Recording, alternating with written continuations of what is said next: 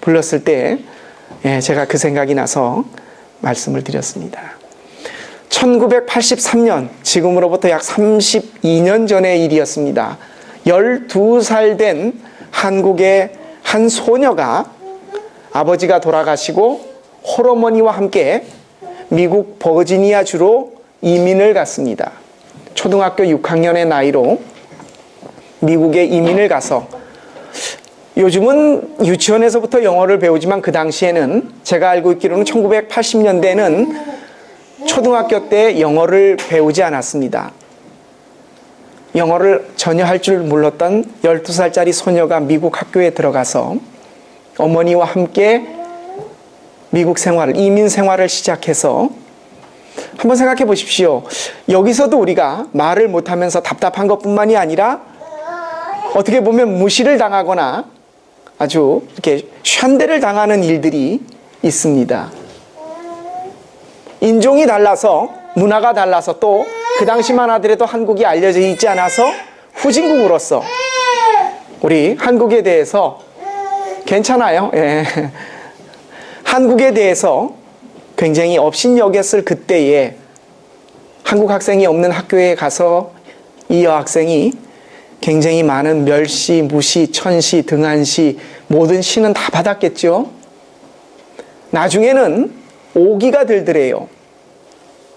그 오기를 공부하는 대로 다 집중을 해서 이 여자가 한국 여성으로 뉴욕에 있는 뉴욕대학교의 정치외교학과에 들어가서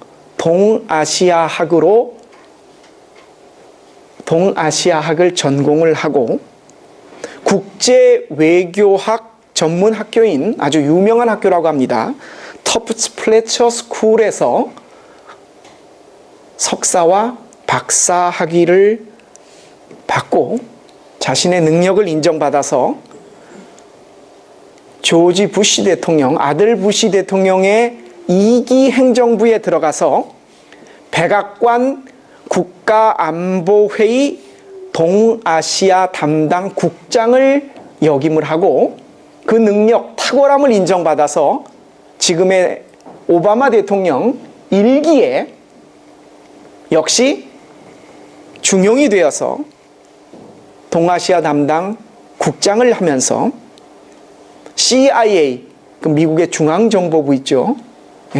우리나라 중앙정보부 하면 왠지 좀 그런데 미국 중앙정보부 하면 야비하게 그 무서운 곳이에요. 우리는 좀 터프하게 무서운 곳 같은데, CIA의 북한 핵 문제 전문가로서 활동을 하다가 지금은 2015년 오늘은 콜롬비아학교 대학, 미국 콜롬비아학교 대학에서 동아시아 연구소 연구원으로, 교수로 재직 중에 있다고 합니다.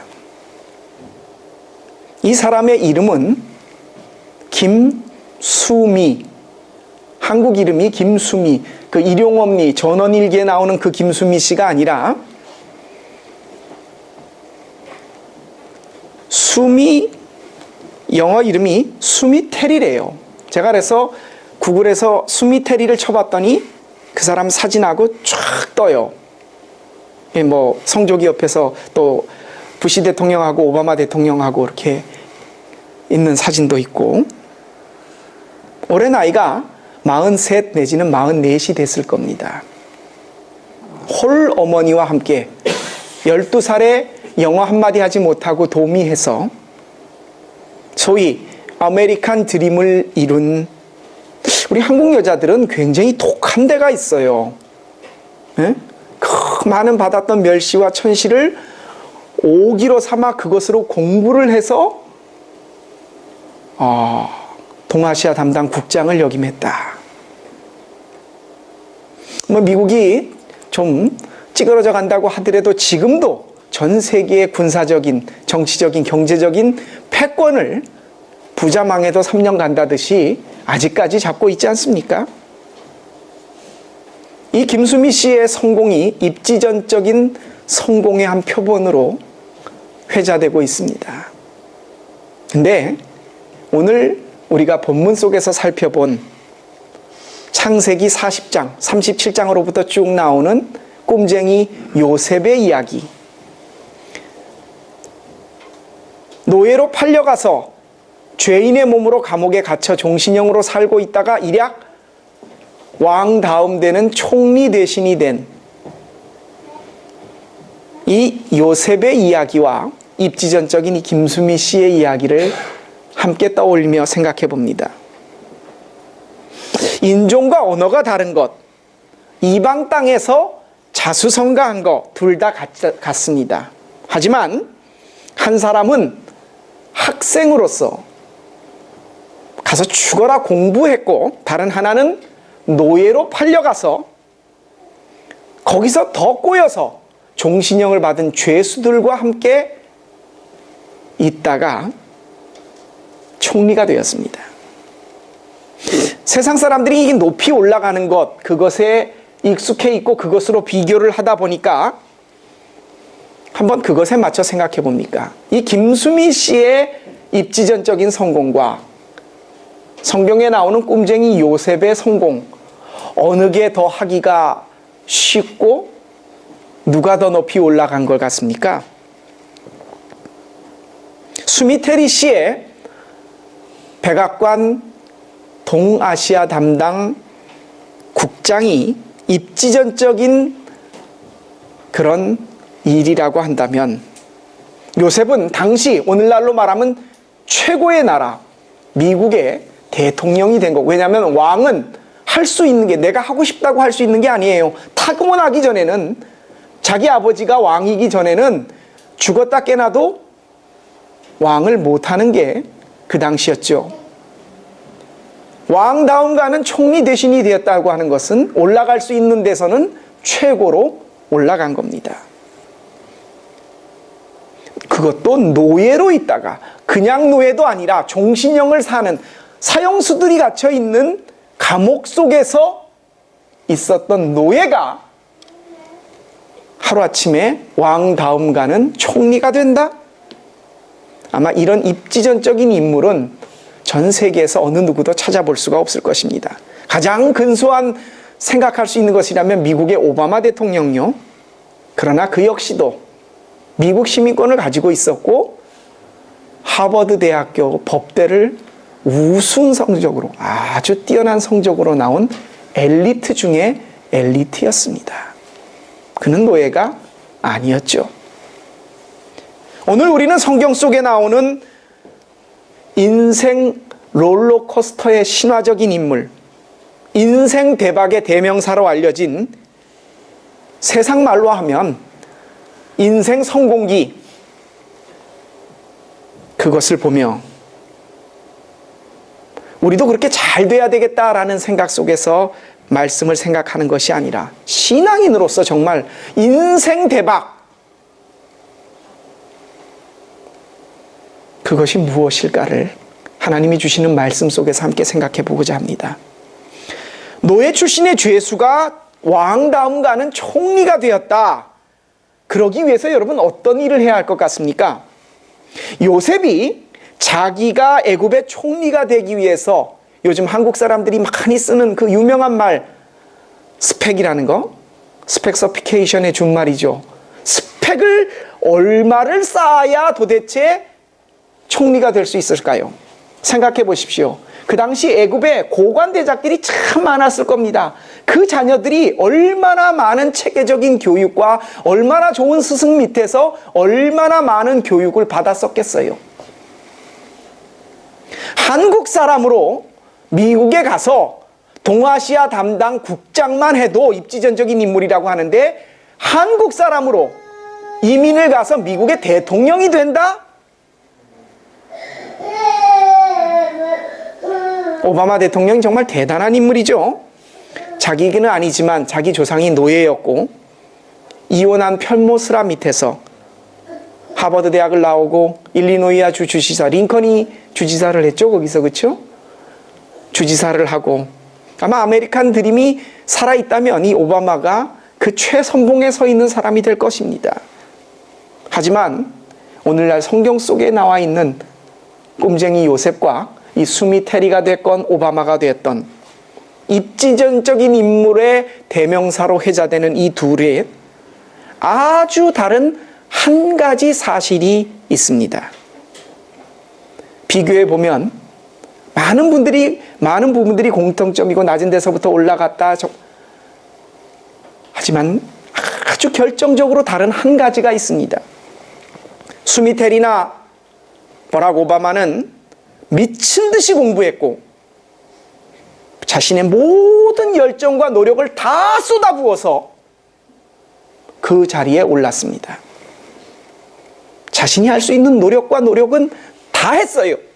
하지만 총리가 된 노예였던 요셉은 총리가 되기 위해 마음 먹은 적도 없었고 그 총리가 되기 위해서 자기가 한 일이 아무것도 없었습니다. 요셉이 한 일이 딱 하나 있긴 있어요. 뭐예요? 바로의 꿈을 해석해 줬다는 것. 근데 여러분, 그 꿈이 자기가 꿈을 연구하고 노력하고 그 꿈을 어떻게 해석할까였습니까? 하나님이 주신 것 이외에는 그것마저도 바로의 꿈을 해석한 것마저도 자기로부터 나온 것이 아니라 하나님이 주셨던 거였습니다. 결과적으로 요셉은 총리가 될 마음도 없었지만 그 총리가 되기 위해서 자기가 한 일이 아무것도 없었어요. 자신에게 벌어진 모든 일을 인생 롤러코스터 귀염봤던 거의 막내 아들이었던 색동옷을 형들은 그냥 무명옷을 입고 이뻤을 때 비단으로 옷을 아버지가 만들어 주셔 그렇게 재고 다녔던 아이가 형들의 미움을 받아서 형들에게 노예로 팔려가 인신매매를 당했고 거기서 그나마 또 좀 사는가 싶었더니 억울하게 누명을 쓰고 감옥에 갇혀버리고 다른 사람한테 팔리면 말을 안 해요. 물론 배가 다른 형제긴 하지만 한 아버지 밑에 형들이 자기를 팔았어요. 억울하게 누명을 쓰고 감옥에 갇혔습니다. 근데 이 모든 것을 가만히 생각해 보면 하나님께서 요셉을 그 당시 최고의 나라 애굽의 총리를 만들기 위한 지름길로 여러분 어떻게 스펙을 쌓아야 어떻게 준비를 해야 요셉 같은 젊은이들이 애굽의 총리가 될 수 있었을까요? 불가능합니다. 노예가 죄수가 총리가 된다는 것은 그 당시 애굽에는 많은 귀족들이 그냥 놀고 있었겠습니까? 요셉은 하나님이 자신에게 주어주신 삶을 받아들였습니다. 노예건 억울하게 누명을 쓰고 죄수로 갇히건 그 속에서 하나님과 동행하며 어느 누구도 상상도 해내지 못할 일 형들이 그를 못 알아봤어요. 불과 몇 년 사이 17살에 팔렸거든요. 17살이면 어느 정도 얼굴이 다 만들어졌을 때예요. 불과 몇 년 후에 총리가 되어 있는 자기에게 형들이 곡식을 사러 왔어요. 음식을. 애굽에 식량이 있다는 말. 근데 못 알아봤어요, 형들은. 자기는 형들을 금방 알아봤는데 얼마나 개고생을 했으면.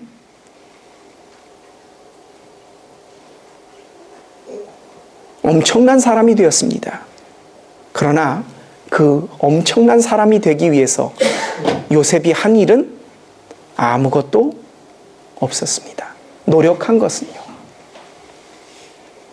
인신매매로 팔리려고 노력하지도 않았고 죄수가 되어 감옥에 갇히려고 노력하지도 않았습니다. 그게 하나님이 인도하신 지름길이라고 했어도 그는 그것을 위해 노력한 적이 없습니다.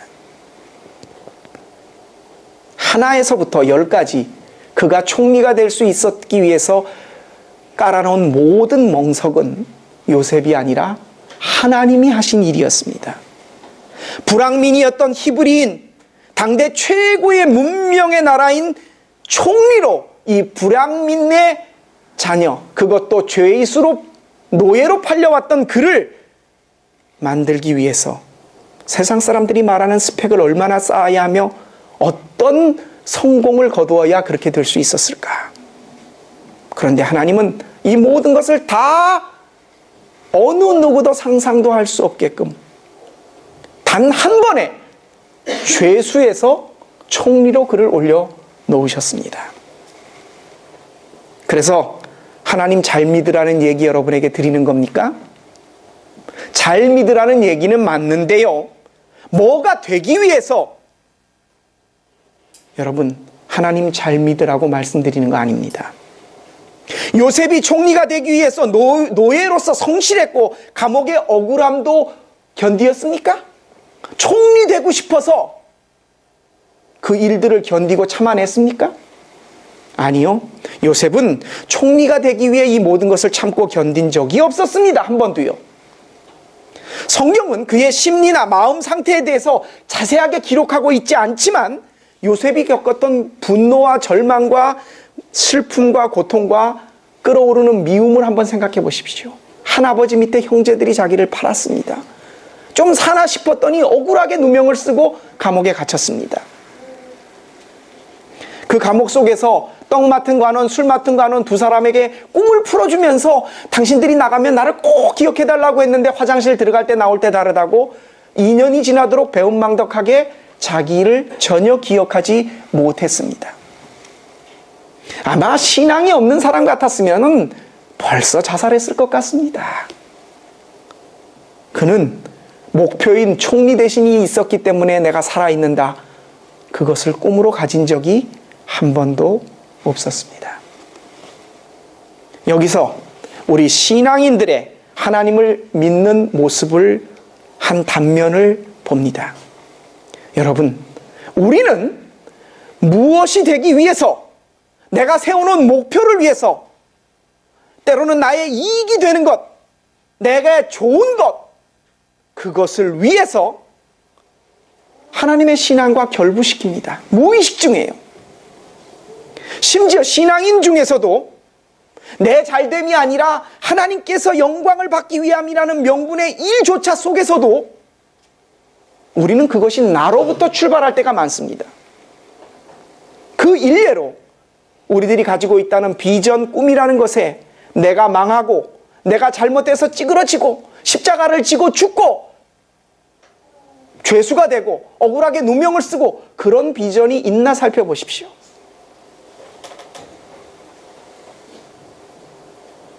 우리가 하나님의 일이라고 말하는 그 명분 속에서조차도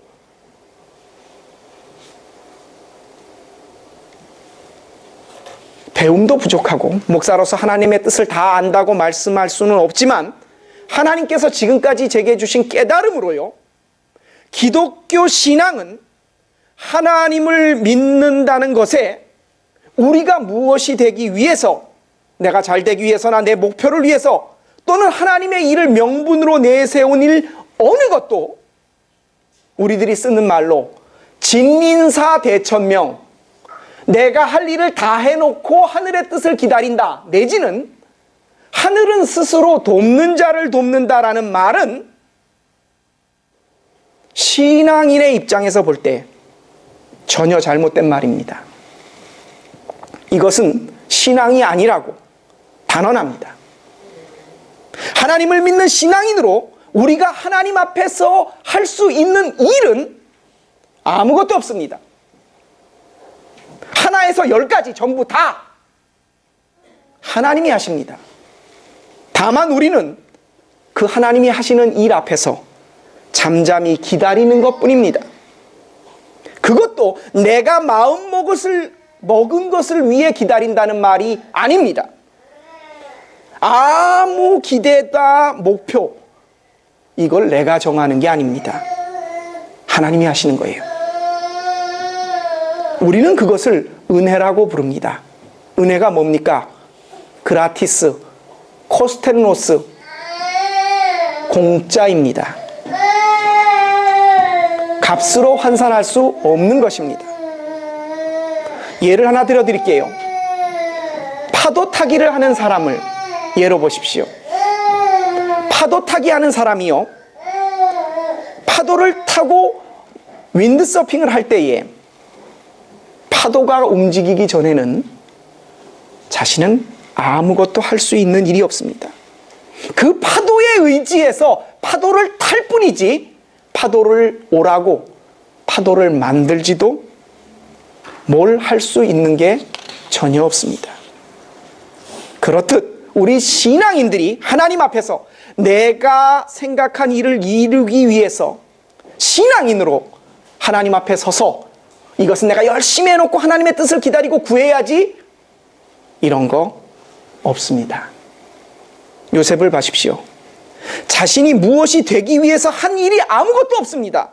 단 한 가지 있다면 하나님 앞에서 그분과 동행해서 그분을 느끼며 그분과 호흡하고 매일매일 하나님을 의지해 사는 것뿐이었습니다. 어느 누구도 노예와 죄수를 거들떠보지 않았지만 그는 자신과 함께 하신 하나님 한 분으로, 그분만으로 만족하고 매일매일 살았습니다. 그분과 친했기에 그분이 자신에게 주는 꿈에 대한 뜻을 그는 알 수 있었습니다. 여러분, 소위 말하는 인생의 대박, 이거요, 내가 하는 게 아닙니다. 하나님이 준비하십니다. 그 앞에서 내가 할 수 있는 일이 아무것도 없습니다. 딱 한 가지 있다면 하나님과 함께 사는 것뿐입니다. 오늘 요셉을 향하여 바로가 이런 말을 합니다. 이와 같이 하나님의 영에 감동된 사람을 우리가 어찌 찾을 수 있으리요? 하나님이 이 모든 것을 내게 보이셨으니 너와 같이 명철하고 지혜 있는 자가 없도다. 바로의 고백이었습니다. 자신의 목표를 향해 하나님을 의지하고 달려갔던 것이 아니라 목표마저도 하나님께서 정해놓으셨어요. 다 내려놓고 요셉은 단지 그분과 동행하며 살았을 뿐입니다. 꿈을 꾸고 그것을 해석하는 꿈쟁이였지만 정작 자신이 꿈과 목표로 가지고 있었던 것은 아무것도 없이 하나님 한 분뿐이었던 사람이었습니다. 그 하나님의 사람을 알아본 바로는 자신의 왕자리를 빼고는 내가 이 땅에서 네보다 높은 것은 자리 하나뿐이니라, 자신의 반지를 빼어주면서 애굽의 팔도 모두를 다스려라. 그는 하나님의 사람을 제대로 알아보았습니다. 430년 후에 한 늙은이가 지팡이를 들고 나타나서 애굽 땅 이스라엘 백성을 모두 놓아주시오 라고 했었을 때의 어리석은 바로는 버티고 버티다 자신의 아들뿐만 아니라 애굽에 있는 모든 첫째 낳은 짐승까지도 다 죽게 만드는 어리석음을 변했지만 430년 전에 이 명철했던 바로는 하나님의 사람을 제대로 알아보았습니다. 오늘 이 요셉의 이야기는 인생의 대박을 꿈꾸는 사람들, 그것도 신앙생활을 통해 행복하고자 하는 하나님께서 우리에게 주시는 분명한 메시지를 읽을 수 있어야 합니다. 내 행복을 위해서, 내 생각을 위해서, 내 목표를 위해서, 내 꿈을 위해서 하나님 앞에서 내가 뭘 하려고 하지 마십시오. 내가 할 일을 하고 그것을 위해 내가 기도하는 것, 그 일을 이루어 달라고? 네, 여러분, 그렇게 되면 그 기도는 내 일에 하나님을 조력자로 끌어들이는 겁니다. 힐스크라프트로 하나님을 끌어들이는 거예요. 그럼 아무것도 하지 말고 기도만 하면 됩니까? 여러분, 만일 이 기도조차도요, 내가 목표가 있어 그것을 이루려 하는 방법으로 기도를 택했다면요, 그 기도는 드리지 마십시오. 하나님은 내가 원하는 것을 관철시키기 위해서 기도하라고 말씀하지 않으셨습니다. 우리가 기도하는 이유는 단 한 가지입니다. 하나님의 뜻이 이루어지기 위해서 그 뜻 앞에 나를 쳐서 복종하기 위함이, 그게 기도라는 것입니다. 그 기도의 본을 예수님이 겟세마네 동산에서 보여주셨습니다. 예수님이 왜 기도하셨습니까? 하나님의 뜻이 본인의 생각과 일치하지 않으셨습니다. 할 수만 있거든 이 잔을 내게서 옮겨주십시오. 그 말씀이 하나님의 뜻과 내 생각이 다른 것 같습니다.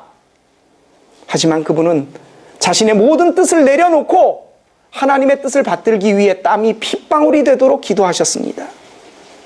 예수님이 보이신 기도의 마지막 본이 무엇이었습니까? 한마디였습니다. 아버지의 뜻대로 되기를 원하나이다. 이게 우리의 기도입니다. 여기서 하나님이 하신다고 하니까 목표마저도 뭐마저도 나는 다 내 생각이 뭐고 다 내려놓고 손 놓는 것이냐? 아니 그러면 감나무 아래서 감 떨어지도록 입 벌리고 기다리고 있으란 말입니까? 여러분, 왜 감나무 아래에 있습니까? 왜 감을 바라세요? 그 감이 뭡니까? 우리가 원하는 거, 내 생각으로 내가 목표를 잡고 이랬으면 좋겠다라고 하는 내 생각 아니에요? 그 감이 떨어지기를. 신앙생활은, 하나님을 믿는 것은 그 감나무 아래서 나오는 겁니다.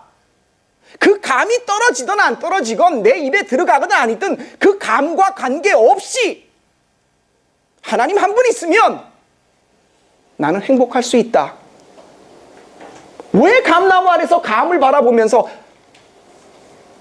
아니면 장대를 들고 올라가 따든지 사다리를 놓고 올라가 그 감을 따려고, 그 사다리를 주십시오. 우리가 그렇게 기도하지 않습니까?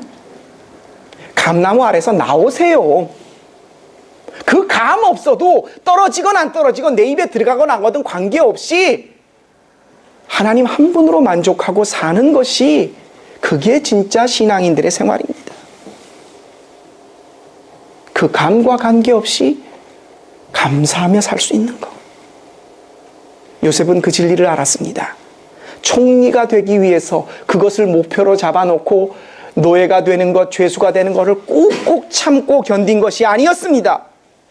이 일을 견디면 하나님이 나에게 이렇게 해주시겠지, 그것도 아니었습니다.